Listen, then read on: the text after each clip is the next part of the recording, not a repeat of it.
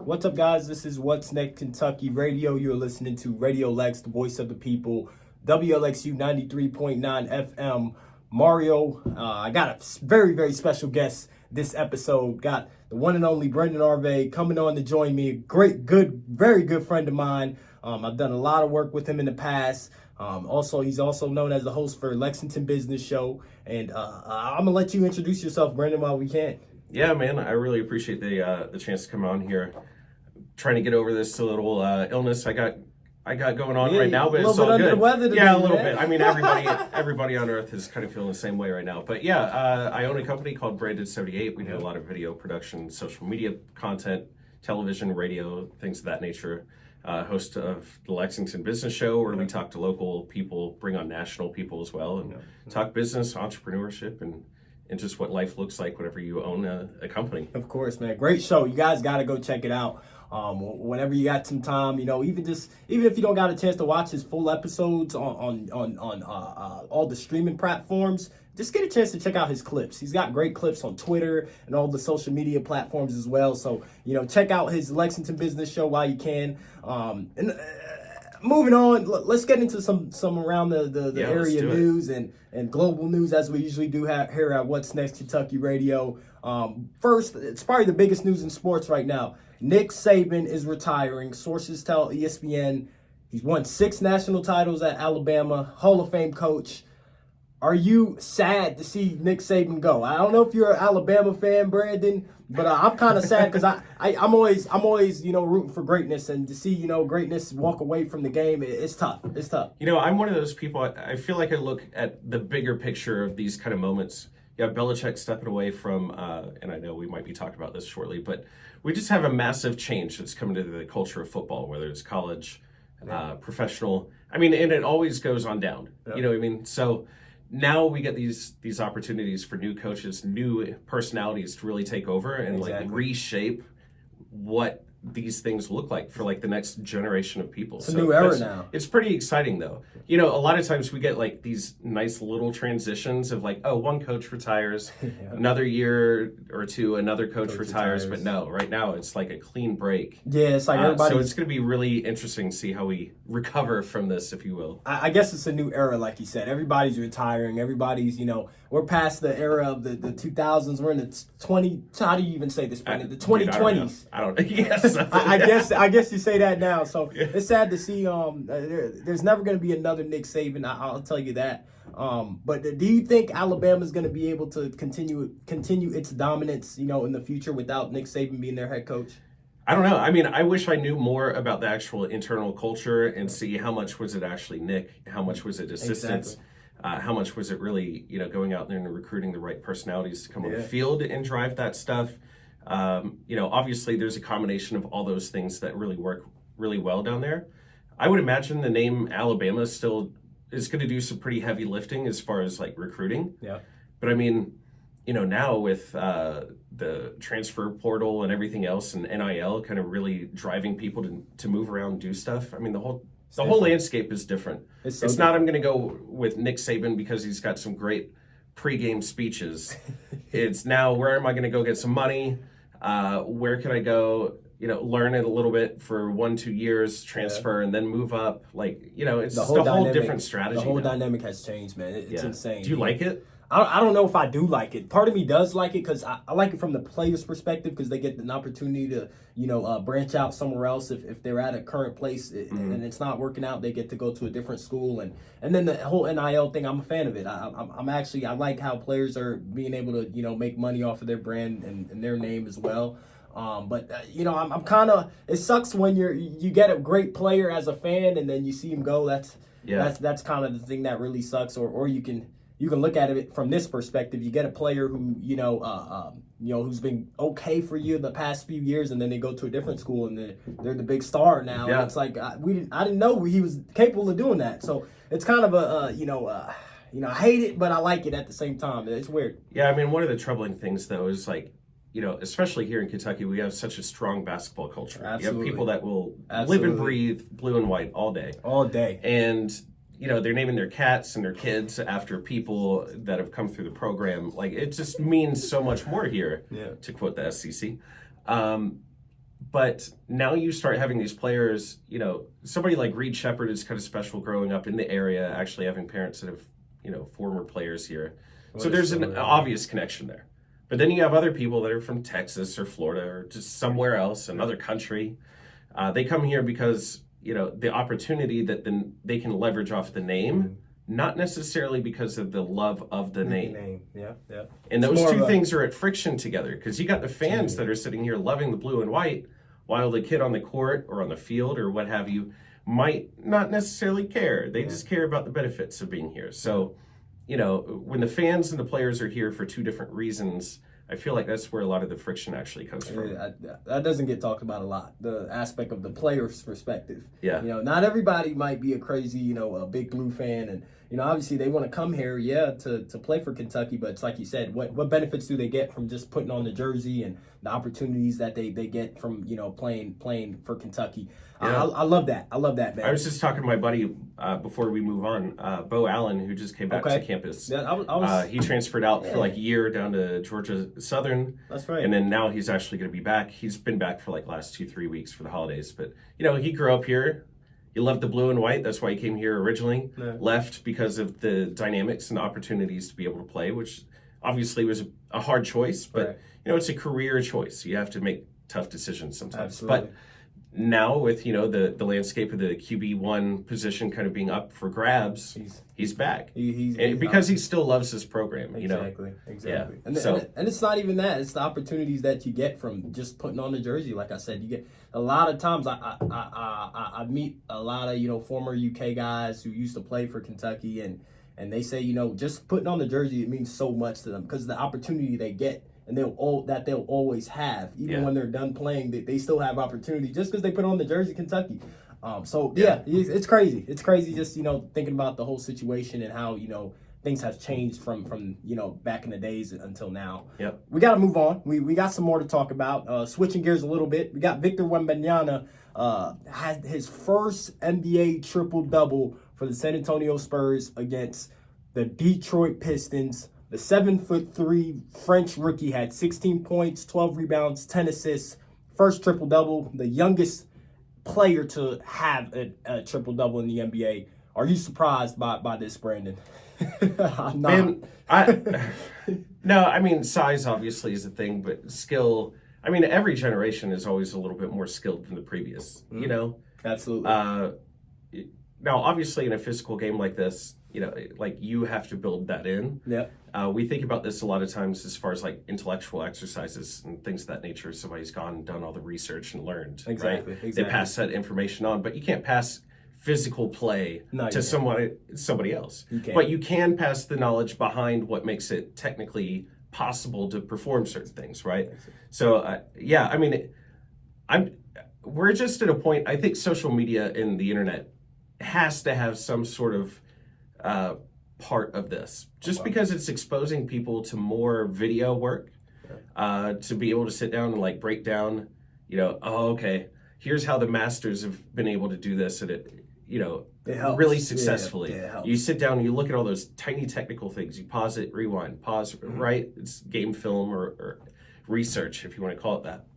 No. So I'm not surprised, not just at this, but we keep setting new records, younger and younger. Records are meant to be broken. That's what I think. They're meant to be broken. But it goes off to what you're saying. It's like, players are going to keep getting better. They're, as time goes on, where players are more skilled. And the evidence is there. We've seen it. If you look at it, imagine dropping Victor Wembanyama in the 1990s or 1980s. I'm not even going to try to say his name. Just call him Wemby, ladies. Right. Just call him Wemby. But yeah, Wemby, if you drop him in the 90s or 80s, there's no question, he's probably going to be a top 5 player in the NBA if you drop him in the 90s or 80s. So it goes to just say, the level of skill has grown so much in not just the NBA, but the NFL and then MLB, of course. So we're continuing to get better, and social media, even just video in general. I know I said social media kind of to lead that part off, but video in general, wherever it's coming from. Yeah. It's just, what do they say with YouTube? It's like every day there's more video that was created in a day exactly than the entire generation pre-YouTube. like ever even had. YouTube University. That's what they call it. I got a lot of degrees for that. No, for real, for real. No, absolutely. We got a little bit time before we go to break, Brandon. Okay. We got some minor news. We got rapper G Herbo could be sentenced to more than a year in jail for fraud plot. I guess he pleaded guilty. I don't know anything about this. All right, fill me in. Yeah, so apparently, G Herbo, big time hip hop artist. Apparently he's been,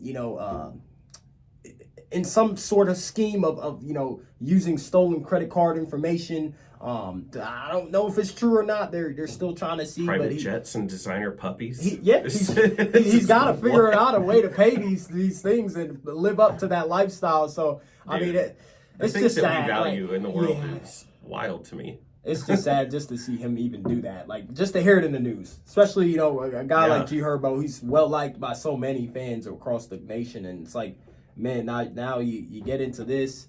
It's like, what's going through your mind? I guess it's the lifestyle you just got to keep up with. Somehow, some way, you got to keep up with the lifestyle. I guess. Somehow, some way. I found it, and I still find it fascinating, just how hip hop in particular has a certain sort of edgy part of a lifestyle that gets represented. But then there's starting to be this like undercurrent of changing that and being okay with happiness as being sort of the North Star. Not the things, not chasing all the stuff, I mean, you look at a lot of the music videos that are being created today, whether it's hip hop or something else, there's always going to be like a handful. It's like a checklist you could look at. There's going to be like money somehow shown in there. There's going to be drinks. There's going to be certain locations that you show up. And has to be in there. Right? Like, it's a checklist. You got to have that. If you did it, the music video is quote unquote great, right? So, but those things, it looks like they're starting to change, where it's like the things don't matter as much because we're actually starting to value each other. We're starting to value ourselves a little bit more. Just like it's a slow churn, but if you pay attention enough, you can start seeing some of that undercurrent. Yeah. Well, we got to go on break. Ladies and gents, you're listening to WLXU 93.9 FM, the voice of the people, Radio Lex. This is What's Next Kentucky Radio. Mario and my special guest, Brandon Arvay. We'll be right back after the break to talk a little bit more about what's going on in the world. And we're back, ladies and gents. You're listening to WLXU 93.9 FM, What's Next Kentucky Radio. Mario here with my special guest, Brandon Arvay. Thank you guys for tuning in. We deeply appreciate it. Make sure you give us a subscribe on YouTube. Follow us on all social media platforms as well. We deeply appreciate that. Let's get right back into it, Brandon. We got a lot going on in Lexington. Speaking of Lexington, we got the new entertainment district taking shape in Lexington, Kentucky. It's a new whole entertainment district that's coming right by Leestown Road. It's going to be very exciting. You're going to go check that out because I can't wait. It has 40-acre. It's a 40-acre entertainment, shopping, dining district that's coming here to. There's going to be like a music venue, outdoors sort of music space. I think that's going to be in there. Words are escaping me right now. Turner Commons. I think a lot of people refer to it as, or the Commons, I guess it is. I actually live out in that area, so I pass it every day. 4 or 5 times a day. Right now it's a little off in the distance as you cross over the train tracks there from the cemetery going to, I guess, where it actually becomes Leestown Road. So it looks like it's a slow go, but apparently it's been going on for quite a while. I'm kind of curious what the timetable is to really start doing some stuff. But I know Battle Axes has moved over there, and maybe a couple other things are live over there. It's not the easiest entrance currently, but obviously the plans are pretty ambitious. I think it's going to be really cool. I think it's great. I mean, living out in that area right now, it seems like the forgotten part of Lexington is like just it was like the one available place that was left to develop. And we were like, okay, I guess we'll just put this here and put this there. And it doesn't look like it was thoughtfully assembled. It's just a bunch of random stuff next to each other. So it's kind of interesting to see this evolution that's happening right now, because it went from completely seemingly random to now, getting stuff like this. You got one of the largest, if not the largest, Central Kentucky neighborhood out there in Masterson Station. About 7,000 homes, I think, which I don't know, what that factors as far as population. I'd imagine 3 people in each one, 21,000 people, something like that. I don't know. I'm just making things up at this point. But, sizable group of people out there. Then, Publix is coming in out there. People are super excited. I'm excited for I'm excited for that. Right? Yeah, dude, anytime we go to the beach, speaking of Florida and Daytona, where do you go for lunch? You go down to Publix and grab some chicken or whatever. You get your pub sub, Brandon. That's what you do. Yeah, but no, I'm excited. I guess one of my business partners is Rebecca Burnworth. She's a pretty well-known architect here in town. Owns the Stave in District 7 Social, and she was talking to me about was talking about like what they usually do is first you clear the land and you put people out there. And then you basically driving demand for the need for retail and the need for all that stuff. So obviously, Masterson Station and whatever is across the street from there. I forget what it is at this point. It's terrible. Anyway, 2 huge neighborhoods are out there. Tons of people. Now lots of traffic for this right and hopefully something like this actually alleviates a lot of that traffic, because now there's more gas stations out there. Now there's Publix coming out there. There's a lot more retail things of that nature that are there that don't necessitate you having to drive to Hamburg or somewhere else, because it's going to be that's a good way to look at it. So and I know that like downtown is pretty crowded and limited as far as where they can add some of this stuff. I know very limited. Soccer was having a really hard time trying to figure out its location, where that was going to be because of space. So why not? I think it makes sense to put it out there. Why not branch out a little bit? Great place to work. They said a great place to come play and eat. They're going to have 32 different Airbnb units down there. That's wild. I just can't wait to see it. I just want to see what it looks like when it opens up and stuff like that. That's exciting, man. Very exciting. Well, we got to flip gears once again, Brandon. College basketball chaos has started already. We're not even in March, but it's starting. The chaos is well underway. We got 4 teams in the top 5 lost to unranked opponents in a 2-day span. This is the first time this has actually ever happened. We got the number 1 Purdue team and the number 2 Houston both took losses on the road against unranked teams. I know Kansas fell to UCF. I don't know if you got a chance to see that video. No. UCF stormed the court. It was insane. I mean, Tennessee also fell against on the road against an unranked team. And then you got Kentucky. We didn't actually fall, but we're Kentucky and North Carolina are one of the 2 teams that haven't lost to an unranked team during this week. So good to see the Wildcats, continuing to do their thing. But I kind of want to get your thoughts. What do you think about these highly ranked teams losing to these unranked teams? Man, I think early season, and we're almost over that hump of early season. March is around the corner. Right. You have sort of the battle between the teams that have great skill and not a lot of heart behind it. And then you have teams that have a ton of heart and maybe lack on the skill. As the combinations start happening, these teams just start going through their schedules. Exactly. There's going to be one that has great skill next to great heart, and whichever one is actually better at that thing ends up winning. And it's like as the season goes on, every team is trying to reduce that deficit or that delta between both. They want to have great heart, really be passionate about what's going on, be a super close team, and also be as skilled as they possibly can be. So it's whatever teams figure that out the quickest and really gel at the perfect time are going to be the ones that really make it through March. I'm excited to see what Kentucky's going to look like going through March. It's like you said, man, it's all about really who wants it the most. But skill does have a lot to do with it. It's easier for a skilled team to win when they want it more. A lot of these teams, they're playing against these unranked teams. They might go in there with, kind of, not have that same sense of urgency, to win the game, because it's just it's an unranked team. We're gonna win this thing. I'm not worried about it, Brandon. We're gonna go in here, get a W, and get up out of here. But yeah, that's kind of what it may be sometimes, especially for playing against unranked teams when you're the number one ranked team. So it's that's what makes March Madness the best. That's what it makes it so special. And the one dynamic that we'll never ever be privy to in any sort of transparent way, but it's probably the most impactful, is the locker room dynamic and the people and the personalities that are in the room. That doesn't get talked about. We sit here and we look at a sheet of paper that's got all this data on it, and it's like, okay, well, that's cool. I agree. You come out and you're like, oh yeah, this person, a lot of heart. Come on, you're playing D1 basketball at a top, 65 school.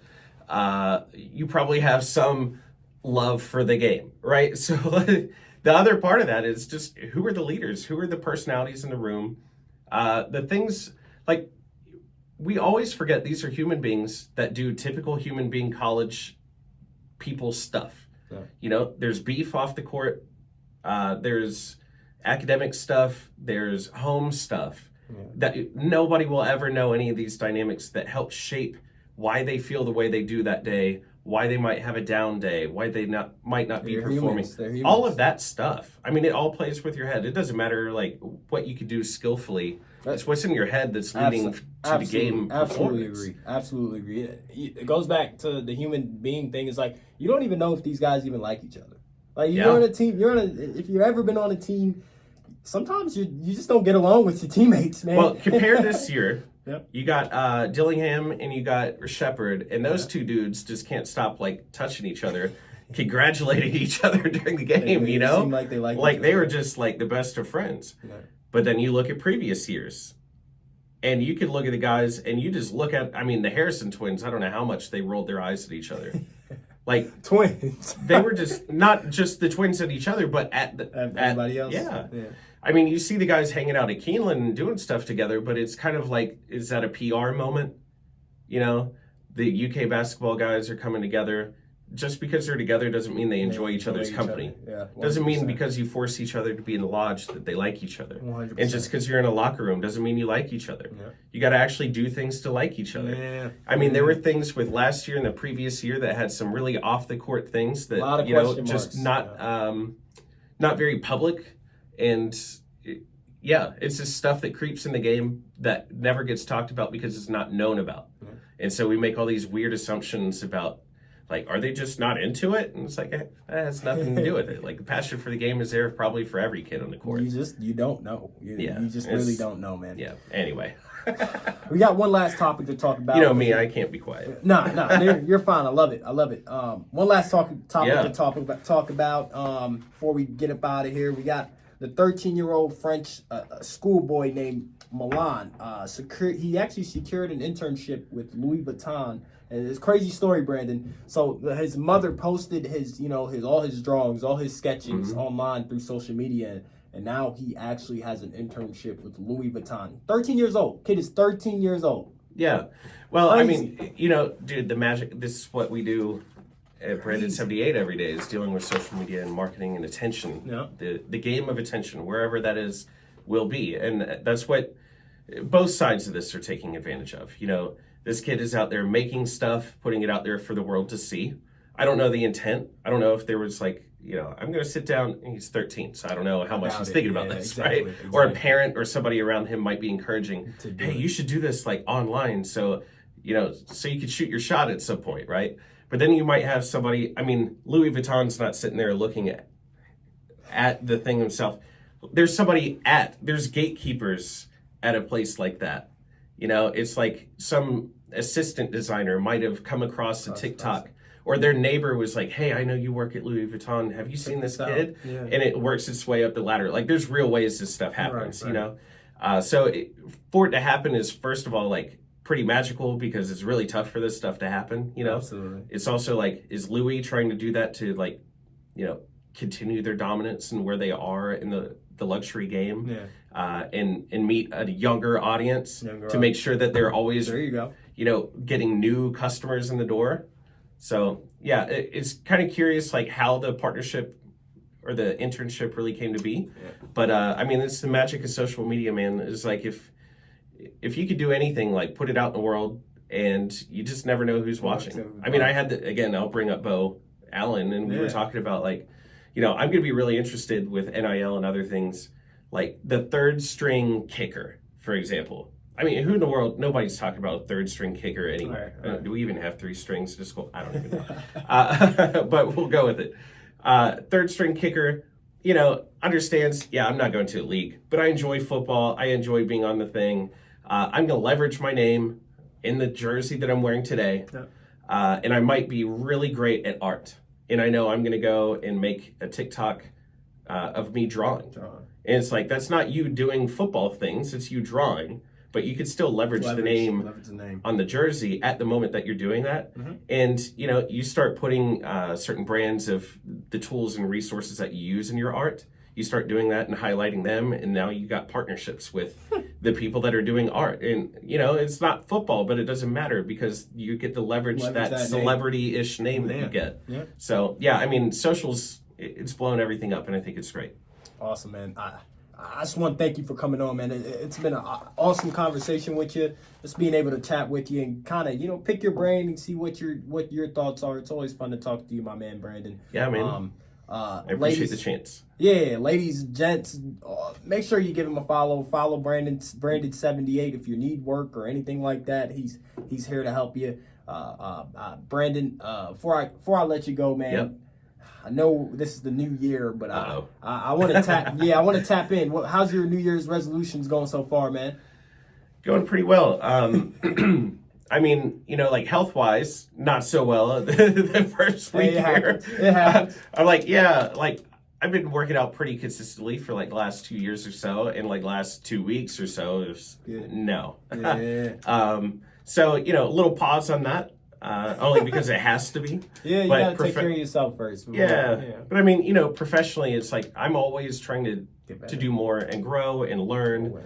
So I was really happy to receive your text to be able to get the chance to come on here. Sure, man. These are reps for me. I think I was in the studio last with Adam Banks. It was maybe like a year ago. Shout out to Adam Banks. Yeah. So I haven't done a ton of radio, so this is fun to be able to come on here. Feels just like podcasts. Very a little bit podcast vibes. So looking for those opportunities to grow, be in the room with you, which is always a lot of fun. So they're going pretty well. What are you doing? What are your resolutions? I don't. You don't have any, do you? I don't. I'm not. I'm not crazy on the resolutions like that. But I don't know. I'm not crazy on those things, to be honest. I don't know. I might try one next year, but I'm not. Not into it? No, I like, if I want to get better at something, I can start tomorrow or the day after. But I get it. Some people like the new calendar, it's fresh start, just a different way to look at it. So I get it. I totally understand it. I definitely never get into that, like having a whole year calendar and writing. No, absolutely not me. That's deep. I mean, the last couple weeks, like you're laying on the couch watching Christmas movies, eating cookies or whatever. It's like your mind wanders and you start thinking like, okay, what could be better this year? Yeah. Not getting too in the weeds of like how to make it happen or any of that kind of stuff. But for sure. Yeah, like it's a good realignment period. That's kind of just how I Fresh think start. of it. Fresh start. Yeah, man. resolutions, like you said, they could start, they could stop anytime, they could be flexible wherever you're at in life, right? Yep, so I'm with you. Thank you, Brandon, for coming on. My audience, thank you guys for listening and tuning into WLXU 93.9 FM. What's Next Kentucky Radio. We'll be putting out clips all over social media, so make sure whenever you see them, hit a like, hit a comment your thoughts, all that good stuff. But we do appreciate your support, and we thank you guys for tuning in and listening in on WLXU 93.9 FM. That's all we got for today. Mario Maitland, your host. I got my special guest, Brandon Arvay. We'll be back next week for another episode, so stay tuned.